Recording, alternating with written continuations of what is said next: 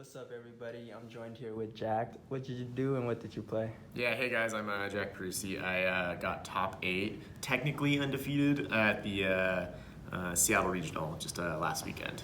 Awesome, bro. You got any shoutouts? Yeah, shout out to my guys on Team Pentastag. That'd be Justin, Brian, Andrew, Christopher, Evan, and then Tina. Shout out to those people. Yeah. And shout out to Jim as well, of course, always, for that deck profile. Hell yeah, bro. Appreciate it. Yeah. Let's get into the list. Perfect, yeah. So I played Sprite with Bestials and Nimbles. So the list isn't going to be anything too fancy, but there's just some cool theories with the build. That's the one other shout out before I start showing the cards is shout out to Calvin Tahan because I kind of ripped his list and his theory with the deck and just applied it last weekend and it worked really well. So I'll hop into it now. Okay. So, we got pretty standard package, which is going to be 9 Sprite monsters. And so the only thing here of mention is, I'm playing the 1 red, 1 carrot, and then I'm also playing the Pixies. It's like less than ideal, but like it comes up where you have like Elf plus Toad, and then a couple pieces of interaction, and they just have like a Bestial on the field or some big body, and they want to go to battle phase, and you just summon back blue with your Elf and add this, and it's like your board is pretty secure. Because at that point, if they want to out it through battle phase, they lose their battle phase, and you still have negates on the field. So I really loved Pixies. It was pretty solid all tournament. I definitely wouldn't change any of these ratios. And then after that, we have the Nimble package, which I was on the 3 Beaver, 2 Angler, and then to go with that, we have the 3 Swap Frog. These cards are crazy. I think the ratios were fine for what it was.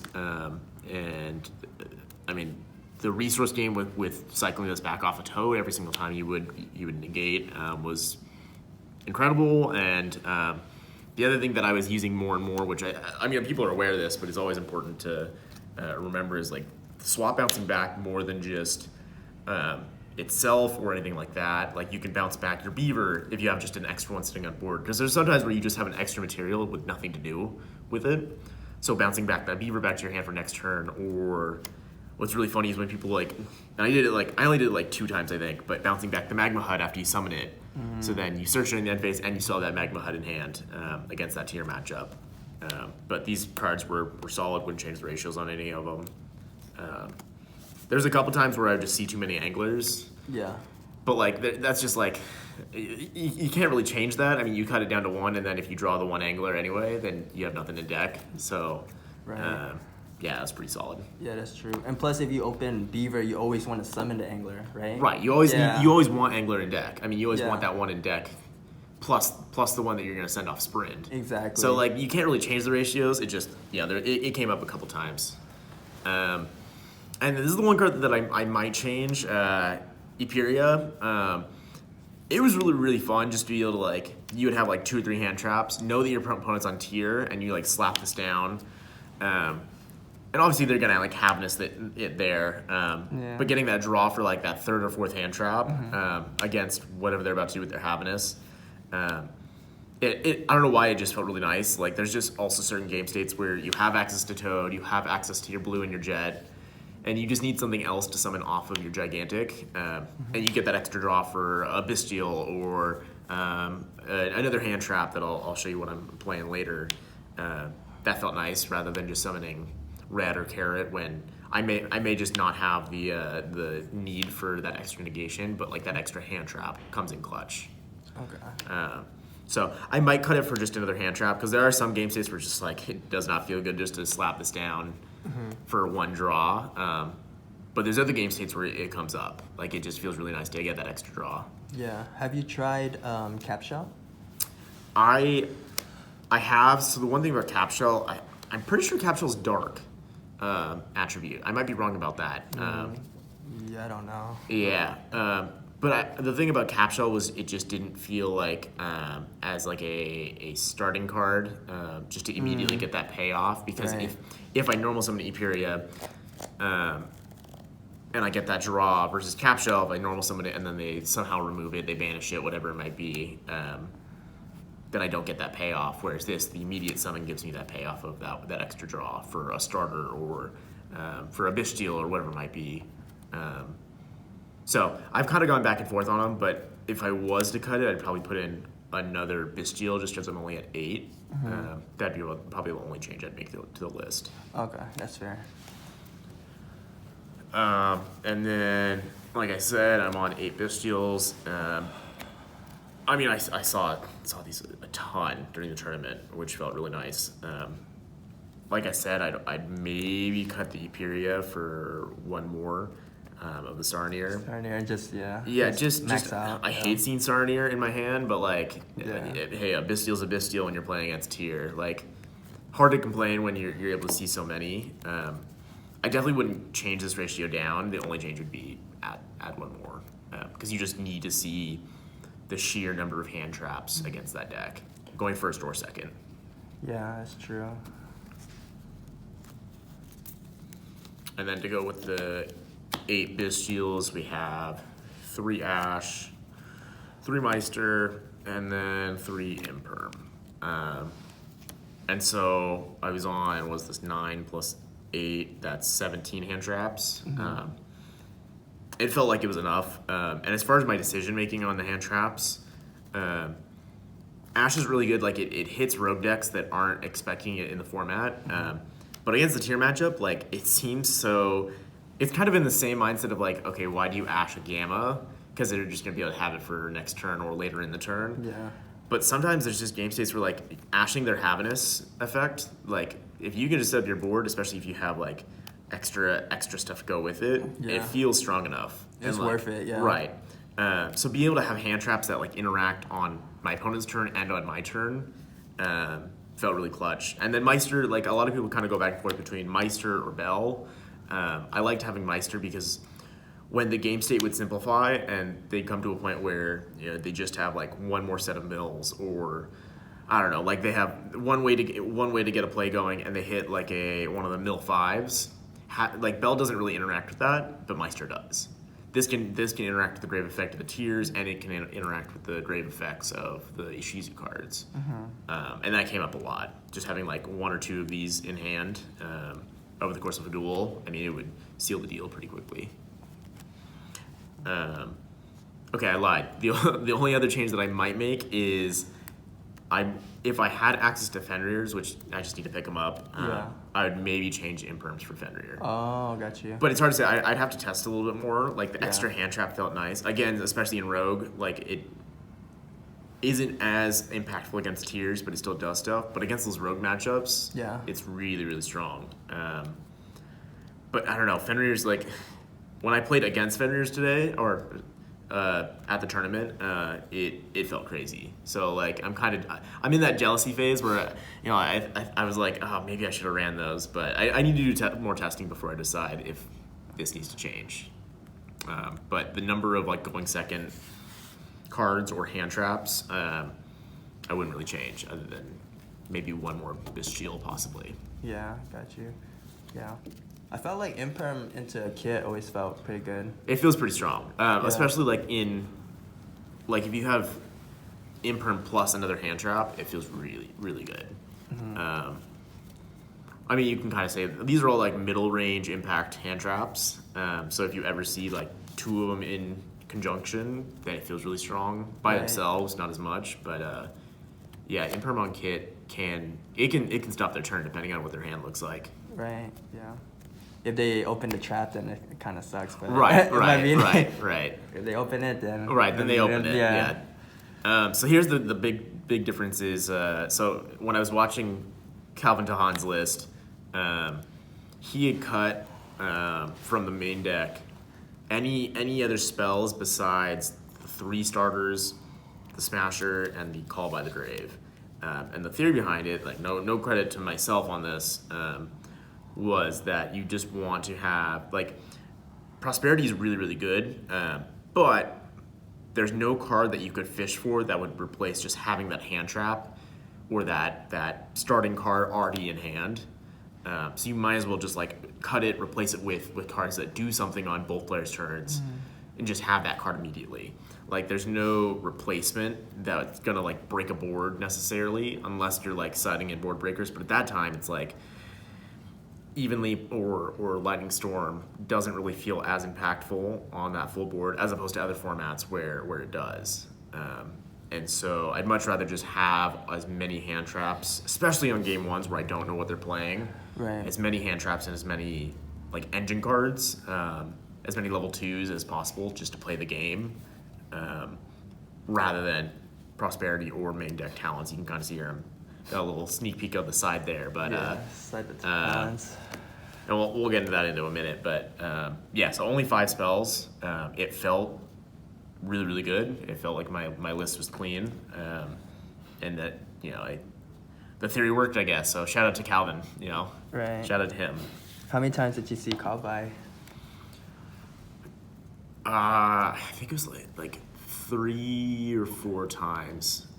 Okay. But like That's pretty good. I never would resolve it. It seemed like during my turn to stop like a hand trap. It was always using it as like an offensive card on my opponent's turn. So setting it against the tier matchup. Oh, yeah. Or I played a Math Neck play around. It was like 3 or 4, and having this for that matchup was really clutch. Yeah, call by like a Havanus or something. Yeah, you just hit something. So it gets negated so for like the turn after too. Right, exactly. Yeah. Or there'd be scenarios where my opponent would mill it crazy and they'd hit like 2 of the shufflers, like 2 of the same copy. Yeah. And so they'd obviously banish for cost the 1 copy, but I'd still be able to call by their 2nd copy. Yeah. And so that was pretty clean. But yeah, call by. I mean, it's a crazy card, but I saw it a handful of times, and it was nice every time. Yeah. Okay. Is that 40? Yes, it was 40. I don't think there's anything I would change. Like ratio wise, it feels really strong, and it feels really clean keeping it at 40. Especially without the prosperities. I was like kind of going back and forth between cutting a couple cards and putting the prosperities back in, but once I cut, it feels weird cutting prosperity, but once I did it, the list felt so much smoother. Okay. Yeah. Okay, and then we'll do the extra deck. So for the Sprite cards, we just do the 1 Sprint, 2 Elf, 2 Gigantic. I mean, there's not much to say about these other than that they're all crazy cards. Yeah, I mean, Sprint, it came up a couple times where I would just leave it on the field after, depending if my hand wasn't crazy enough. And then that bounce effect, like people just don't read it. They just don't think that it has another effect, and you catch them off guard, and it's just an extra interruption. But yeah, these cards were great. Especially no nib in the format too, bro. Yeah, you can like just always sprint send angler. Right, like you don't really ever have to worry about. I will say, like my round. So I played 5 tier matches, and then I played 3 rogue, and my 3 rogue were Math Mech. Not necessarily rogue, but Flu was one of those non-tier matches, and then I played ABC like round 2. Oh really? Yeah. And bro's on nib, right? Oh, he was. Yeah. Oh, but he nibbed you though? He nibbed me, but he did it, and my line was like, because I didn't really know what he's playing, and and so I did a line and hadn't used Sprint yet, and so I just was able to get into level 2 on the field, and then linked it with the token. And then went for the Sprint play, and it all paid off. So he didn't wait for me to like gigantic effect, and so I just summoned another one later in the turn and still comboed. Right. I was like, bro, you're on nib, what? Yeah, that's so surprising right now. Yeah, so shout out to that guy. Rest of the links, play the dark. And it comes up in the mirror. It comes up, summoning back the magma huts. That's so crazy. But this card was great. I summoned it a handful of times. It was always in the tier matches where I would just, take back whatever I could, Magma Hut, just any big body, or it was just another way to combo into a Sprint usually as well. Right. So this card, nuts, absolutely nuts. Super free. Yeah. Ever since the day it came out, bro. Right. Oh, for sure. Definitely the best of the Charmers. 100%. 100%. So I played the IP plus the Unicorn. I did not go into Unicorn once. I did go into IP, but anytime that I went into it, usually the play on my opponent's turn was going into a second elf. like linking this with the elf, just because they would try and out it a certain way, or they're about to remove it. And that actually came up, like going this with the elf for a second elf, so that I could still have elf plus toad, and not have to use the elf effect. That was pretty crazy. But yeah, unicorn was whatever. And like I tested Avermax as well. I just like it came up, but it felt like such an all or nothing plan B, because I'd have to like load all my resources into it. Got you. And just hope that it sticks. Right, and like if they out it, it's like, all right, well, I'm screwed anyway. It felt like I just had to kind of sit there and say, okay, but I'm putting them on it, and I didn't want to do that. I wanted to be able to control the game rather than just put up a towers and pray. So yeah, so I don't know. I'm gonna play around with these 2 cards. I don't really know if they were all that impactful. There's other rank 2s that I might consider putting back in. I'm not playing the cat shark or the mannequin cat.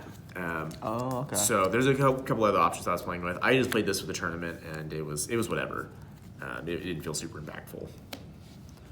And then the last link to Altspaguska. I mean, there's nothing else to be said about it. You have to. I went into it like 3 times, Altspaguska's today. It was crazy. Yeah. The 2300 body, people like read it, and I'm like, bro, I'm not using the effect. Like, you don't need to read the effect. I mean, you can read the effect, but like I'm just using this to out your body. Like, I just want to get rid of Baguska. But yeah, so definitely keeping this in as long as Baguska's a thing in the format. Okay, and then for the rest of the Xyz monsters for the rank 2s, we obviously play the Toad. You got it if you're playing swaps. I mean, that's the only reason why you would. And then for these 2, they're kind of the best as far as the rank 2 pool is concerned when it comes to offense and defense. I mean, they both come up so often. Just being able to clear bodies. But then the Djinn Buster, I mean, it's the monster negation comes up, but the 500 burn damage, like it actually puts a lot of pressure on people. You'd be surprised, like you're getting close to the end of the match, and people obviously don't want to play into burning themselves, especially if you're getting close into time. And so that's come up a couple times as well. And then the last rank 2 that we play is the Ninja Shadow Mosquito, now replacing the Sky Cavalry that we used to play before. Yeah, Mosquito's crazy, being able to have a line into Zeus, but also like on its own OTK and win matches for you, especially if your opponent has any big body on their field. You just put this plus a bunch of other small Sprite monsters or whatever it might be, and then crash them all into that big monster. And like my opponent who was on Math Mech, he had Avermax on the field, and so it's a 3K body. You just swing all your small guys into it once you put the counter on, and that's 3K damage each time. It's like, that's wild. Yeah. And then Zeus, I mean, it's a great card, matchup dependent, because like I played 5 tiers today, and it came up like maybe like once, possibly during the Flunder matchup. But if I had like a different spread of matches, I think it would have been more prominent. But I really just didn't go into it. There wasn't any need. But it's still important to have as an option, I think. You just kind of, even if it didn't come up, it's like I'm always sitting there thinking, okay, I'm glad I had Zeus in there, just because if it was the right game state, like it can win games for you. And then for the side deck, I know this kind of goes against what I was saying earlier, but I did play the tactics during the tournament, and I might change them for more direct board breakers.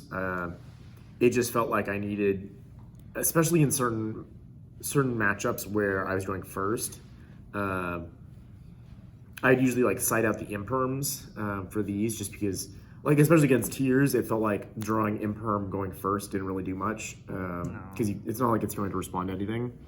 And so I just side these in. It's not fantastic once your opponent has started doing their tier combos to then resolve this, and it's like, okay, how much does that really do? But it does come up. Like, just having this as opposed to the Imperm felt nice. But I might change it out for something else. I'm not really sold on it. Okay. And then for the back row hate, we played the 3 Lightning Storms and the 1 extra Smashers. Lightning Storm, I mean,